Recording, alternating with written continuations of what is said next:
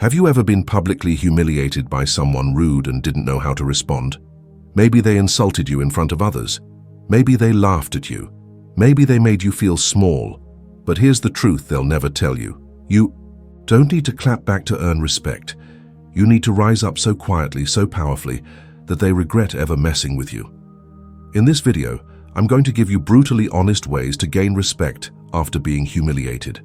No fake positivity, no people-pleasing, just cold, calculated confidence. Because when someone tries to destroy your pride in public, your silence, your growth, and your comeback should haunt them louder than your words ever could. Let's begin. Bye. The way if you enjoy deep, thought-provoking insights on Stoicism, self-improvement, and navigating life with wisdom, you'll love my free newsletter. Every Sunday, I share powerful lessons, controversial truths, and practical strategies to help you level up, all for free. Want to join? Sign up using the link below and start receiving value-packed content straight to your inbox every week. And if you're a brand looking to sponsor my content and reach a highly engaged audience, feel free to reach out via my email in the description. Let's create something impactful together.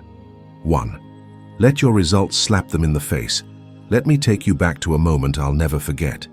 It was a small gathering, nothing formal, just a mix of friends and acquaintances. I made a slip-up while talking. Something minor, something that could happen to anyone. But then came him. You know the type. Loud, always performing for attention, riding on sarcasm and ego. He took that small mistake and turned it into a punchline. He mocked me in front of everyone, laughed louder than the joke even deserved, just to make sure all eyes were on him. And the others? They laughed too, not because it was funny, but because it's easier to laugh with the pack than to be the target of it. And I stood there, not because I had nothing to say, but because I made a choice. I knew if I clapped back in that moment, I'd only feed the drama. I'd give him more of what he wanted, my energy, my frustration, my reaction. So I gave him nothing. No expression, no comeback. Just a quiet nod, like I was agreeing with the joke, but in my mind I was agreeing with a promise. You get your moment now, but I'm going to take your spotlight later. From that day, I went ghost. No social posts, no group chats.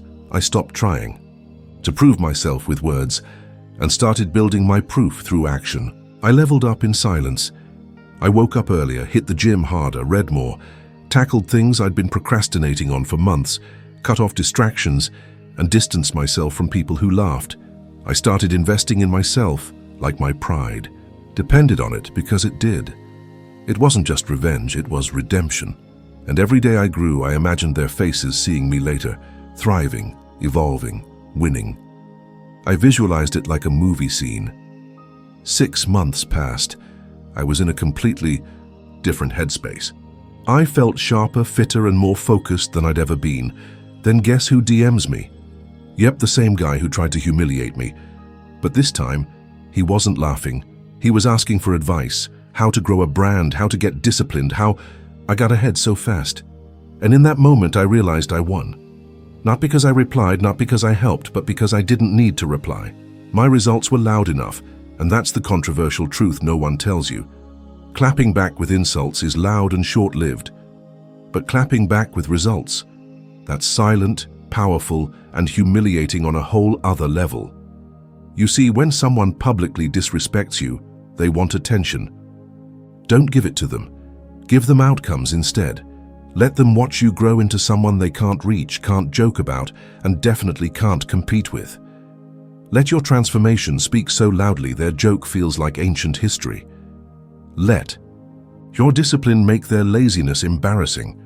Let your consistency highlight their inconsistency. Let your silence become a mirror that reflects their insecurity. When you grow and they don't, your existence becomes their reminder that they lost. So don't seek revenge. Don't beg for respect. Don't defend your name in noise. Build yourself up so hard that their insult becomes your origin story. Let your success slap them in the face without ever lifting your hand. 2.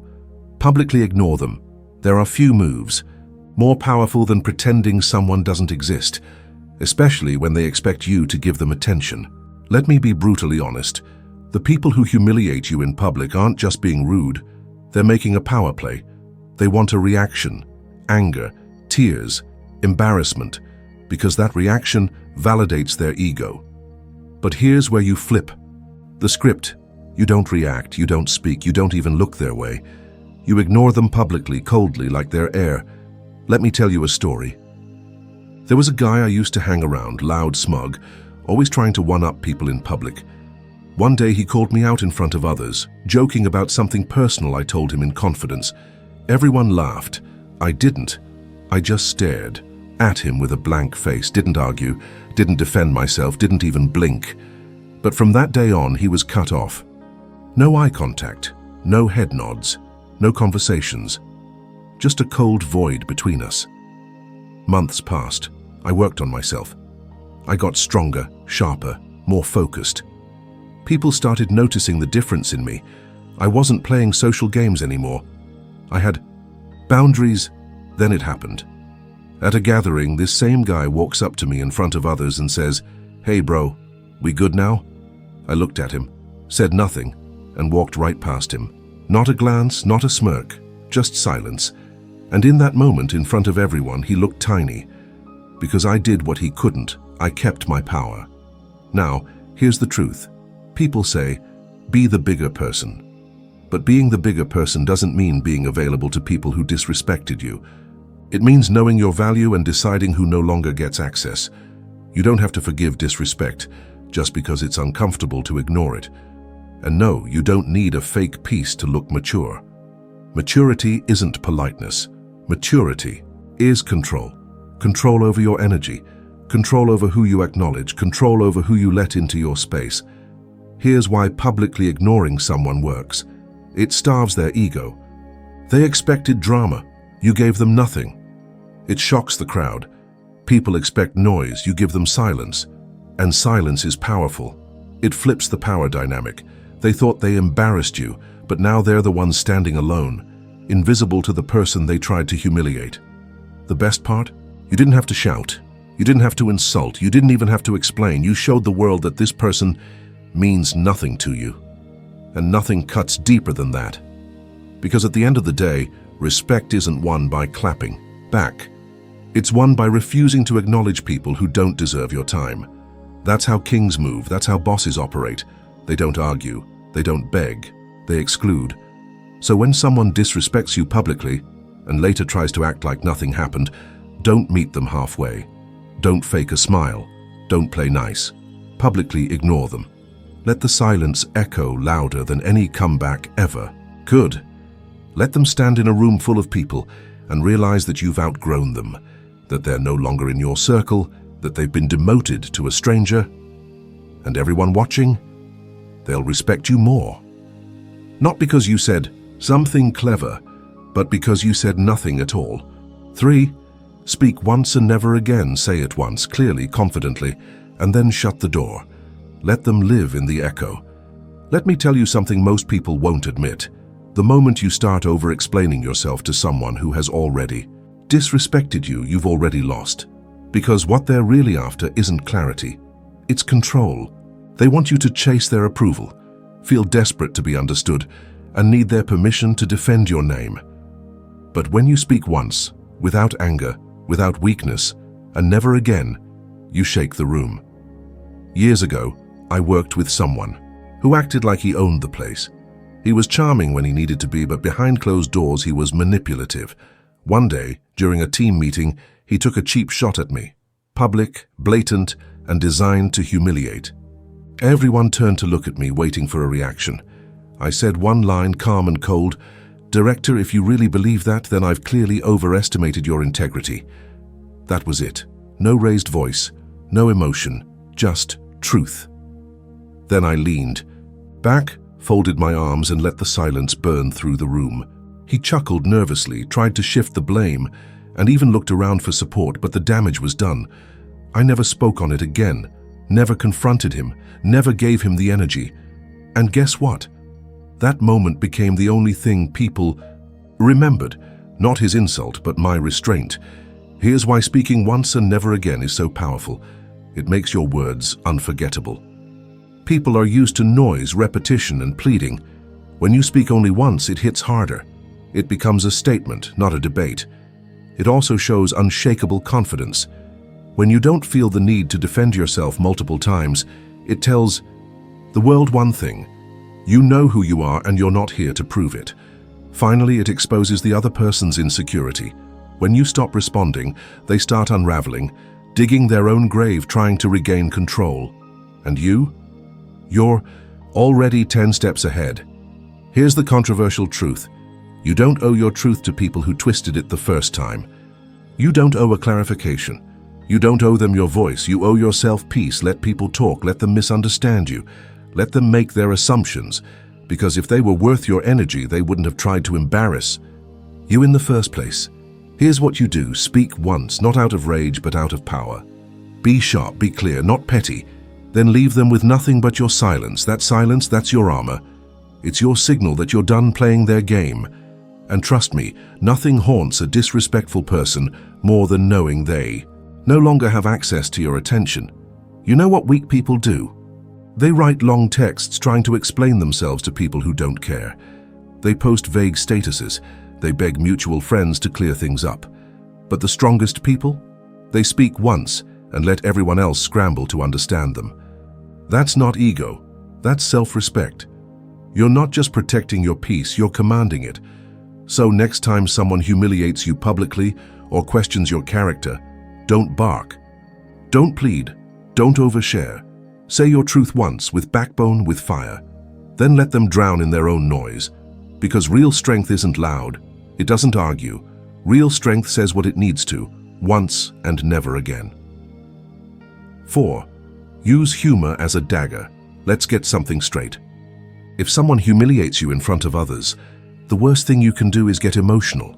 That's what they want. That's what gives them power.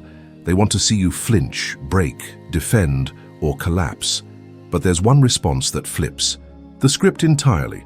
A calm, calculated joke. Not a joke that entertains, but one that exposes. A joke that slides under the surface, dances around their ego, and cuts them before they even realize what happened. Let me tell you a story. I was in a small meeting with about 10 people. One of those guys, the overly confident, loud type, decides to call me out in front of everyone. He says something like, "Honestly, I'm just not sure you really understand what the client is asking for." That wasn't a question. It was a public slap. He wanted everyone to laugh. He wanted me to stumble. Now, younger me would have probably defended myself with a full explanation, but instead, I paused. I breathed. I looked him straight in the eyes and said, smiling, "You're absolutely right. Let's all slow down to your pace." The room went dead silent before bursting into a few awkward chuckles. And here's the best part. I didn't follow up. I didn't explain myself. I just moved on with the meeting like I'd brushed lint off my shoulder. He didn't say another word, not because I yelled or dominated, but because I made it very clear. I'm not the one to play with. Here's why humor works better than rage when you've been disrespected. First, it confuses the enemy. They expect you to get mad. They want a reaction. But when you smile and hit back with something sharp, funny and subtle, they don't know what just happened, and they definitely don't know what to do next. Second, it turns the room in your favor. People love confidence. They adore composure. But what they respect most is when you make disrespect look ridiculous. A well-timed joke flips the social energy. The crowd sides with you, silently or loudly. But it's yours now. Third, it makes you memorable. Anger fades, rants are forgotten, but a savage one-liner lingers. People will repeat it, laugh about it, and deep down, even the person you joked about will feel it replaying in their head for weeks. Here are some lines to keep in your back pocket. "That was a bold take. Wrong, but bold. You clearly misunderstood me, but I admire your confidence in staying wrong. I'd argue with you, but I like to win. I love how you said that like it made sense. You don't need to swing hard. You just need to aim well." Here's the truth. Most people who publicly humiliate others are insecure. They crave control. And nothing breaks that illusion faster than someone who can laugh right in the middle of an attack and throw a jab so casually it feels like a compliment, until it stings. But let me make this controversial because nobody wants to say it. You will not gain respect after humiliation by being soft. You won't get it by begging, explaining, or crying about how wrong they were. You gain it by standing up, with a smirk, hitting back without raising your voice and making them look like the fool effortlessly. You gain it when people say, "Damn, did you hear what he said to him?" She clapped back without even blinking. Because now they know you're not just unbothered, you're dangerous. And that's what earns respect in a world that feeds off ego and fear. The sharpest blade doesn't scream. It glides through with a smile. So next time someone tries to humiliate you, don't explode. Don't fold. Jab. Smile. Walk away. Let them laugh with the room while quietly bleeding on the inside. 5. Cut off anyone who laughed with them. Let's get brutally real for a second.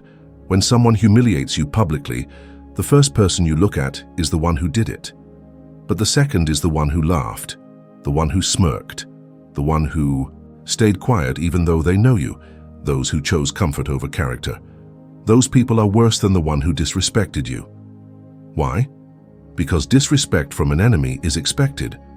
But betrayal from someone who calls you bro, sis, or friend, that hits deep. I remember a time in college when a so-called friend made a joke about my financial situation loud enough for the whole room to hear. Now he always had that class clown vibe, so people laughed. But what burned me the most wasn't him. It was the 3 other people sitting beside me who laughed right along with him. The same people I had shared meals with, studied with, and even defended when others talked behind their backs. I didn't say a word that day. I just took mental notes. From that moment on, I was done with them. No more group chats, no more catch-ups, no more fake laughs. I cut them off cold and clean, and guess what? Not a single one came back to ask why. Because deep down, they knew. They knew they laughed when they shouldn't have. They knew they chose sides, and that's the lesson. Silence is a choice. So is laughter. So is disloyalty. Here's why you must cut off anyone who laughs with your enemy. First, they show you their true allegiance. People don't laugh at jokes that hurt people they respect. If they laughed while you were being disrespected, they enjoyed it. Even if they say, "It was just a joke," or "I didn't mean it." No, laughter is agreement in disguise. Second, keeping them around means weak boundaries. If you keep talking to them like nothing happened, they'll think, "I can cross your line again," and you'll let it slide, which makes you look weak. You gain no respect by keeping people who betrayed your dignity. Third, your presence is valuable. Treat it like it is. If you want people to respect you, you need to show them. I don't tolerate subtle betrayal. You're not desperate and you're not needy. And if someone can't stand beside you when it's uncomfortable, they don't get to stand beside you when you rise. Now let's talk about what happens when you don't cut them off. You slowly start to lose your power. They joke again. They talk behind your back. They use you to feel better about themselves, and worse, you start to believe you deserve it. Let me make this controversial and crystal clear. If you tolerate snakes, don't be surprised when they bite. You don't need a big confrontation. You don't need closure. You just stop answering, stop inviting, stop trusting. That's it. Here's the truth that no one tells you. Most people watch to see how you react when you're humiliated. They take notes. If they see you forgive the wrong people too quickly, you're labeled as someone who can be walked over again. But if they see you cut people off, move smarter and elevate without bitterness, you become a threat, a person with standards, someone who demands respect, not just in words, but in actions. So next time someone disrespects you in public, look around. See who laughed, see who smirked, see who stayed silent when they could have said something. Those people are not your friends. They're just waiting for their turn to laugh at your expense again. When respect is lost, distance is the only cure. Cut them off quietly, permanently. No warnings, no announcements, and watch how your life becomes lighter and your circle stronger. 6. Make them regret picking on you. Listen, when someone humiliates you, they're not just trying to be funny. They're testing you. They're gambling on the idea that you won't fight back, that you'll stay quiet, that you'll let it slide. And that's exactly where you flip the narrative. You don't react with emotions. You respond with evolution. You want to make them regret ever thinking you were the soft one. But you do it strategically, not with screams, not with revenge, but with transformation. Let me tell you a true story. Back in my first job, I had a manager who humiliated me in front of the entire team. He laughed at my ideas, interrupted me, mid-sentence. At one point he literally said, "Let's leave the real decisions to people who actually know what they're doing." Everyone laughed. I didn't. I felt like my chest was on fire, but I didn't flinch. I said nothing, but I promised myself this: you'll eat those words, and I won't even have to say a word when it happens. So I went silent, not submissive. I stopped trying to impress them. Instead, I focused. I learned like a madman. I took on the worst clients, the least desirable projects, and stayed late. Not for them, for me.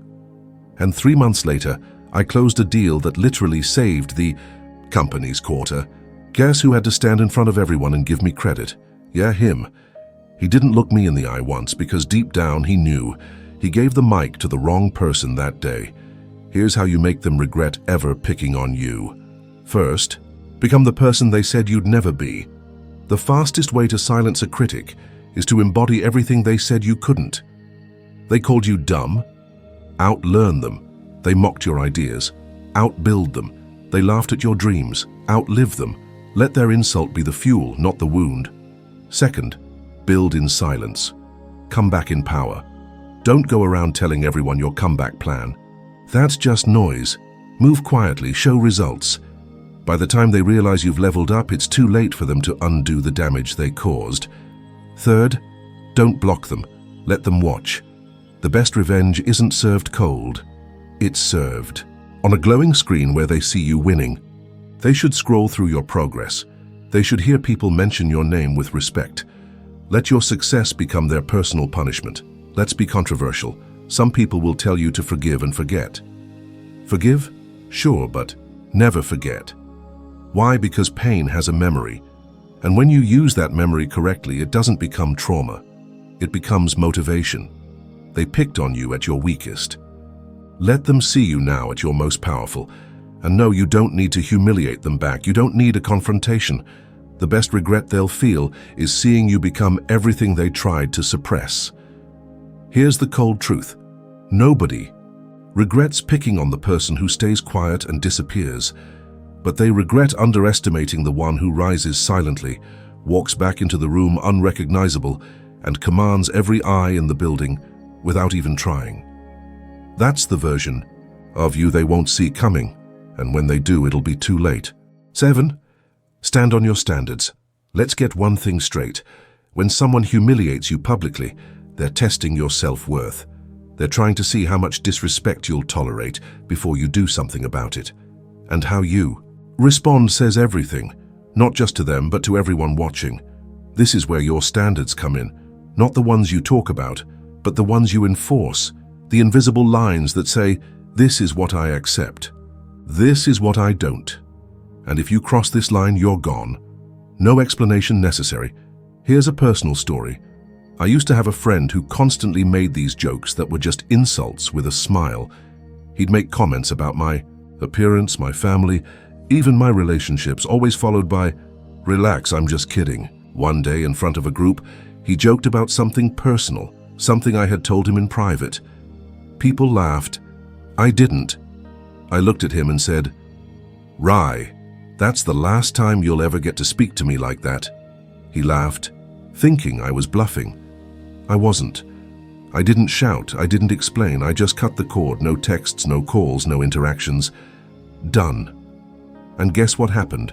Within weeks, people who used to laugh with him started drifting my way. Because when you have standards, you become magnetic. Not because everyone likes you, but because they respect you. Let's break it down. First, standards are not rules, they're boundaries with consequences. Anyone can say they have boundaries, but if there's no consequence, it's just a suggestion. If you let someone cross your line once and do nothing, they'll cross it again with confidence. Your standards should feel like concrete. Step out of line, and you hit a wall. No warning, no softness, just reality. Second, people will test you just to see if you're lying. Some people will mock you, tease you, disrespect you on purpose just to see if you're all talk. If you fold, you've trained them that you're not serious about yourself. If you stand firm, you've just earned their respect or their distance. Both are wins. Third, you will lose people, but you'll gain power. Let's be honest, enforcing your standards will make people uncomfortable. Some will leave, let them, because when you raise your standards, the people who can't reach them naturally fall off. They'll call you arrogant. They'll say, "You've changed." Damn right you have. Growth looks like arrogance to people who settled. Here's the controversial part. Most people don't have standards. They just want to be liked. They'll let people mock them, walk on them, talk down to them, and smile through it all just to avoid conflict. That's not humility. That's self-abandonment. When you finally stand on your standards, people will start adjusting how they talk to you. Not because you demanded respect, but because you commanded it by how you moved, how you spoke, and how you responded. Here's how you do it practically. Someone disrespects you once, you address it once. They do it again, you walk away. No debate, no drama, just distance. And most importantly, you never lower your standards just to keep someone who makes you feel small. Standards are how you teach the world to treat you. If someone humiliates you and you let it slide, you've trained them to do it again. But if you draw a line and actually stick to it, you've built a boundary that even they can't ignore. That's how you get respect. Not from shouting, not from clapping back, but by standing tall on principles that never shake, even when the whole room is laughing. They thought it was a joke until you became the lesson. The truth is, you don't gain respect by reacting when you're humiliated. You gain respect by transforming when they least expect it. Let them laugh, let them mock, let them write their punchlines and whisper behind your back. But while they're stuck repeating the same shallow cycle, you evolve in silence. You rise with purpose. And by the time they realize what you've become, you'll be untouchable. Not because you're louder, but because you're unshakable. The world is full of people who test your boundaries just to see if you love yourself enough to defend them. So, show them. Show them that you don't need to argue to prove your worth. Show them that your glow doesn't dim just because someone tried to shade it. Show them that you can take disrespect and turn it into domination. Because here's what they'll never tell you. The strongest revenge is becoming someone they have to respect. Even if they still don't like you, even if they'll never say it out loud. So the next time someone tries to humiliate you, smile, say nothing and get to work. Because you don't need applause, you need silence and a storm building behind it. And when you finally speak again, it won't be words, it'll be results.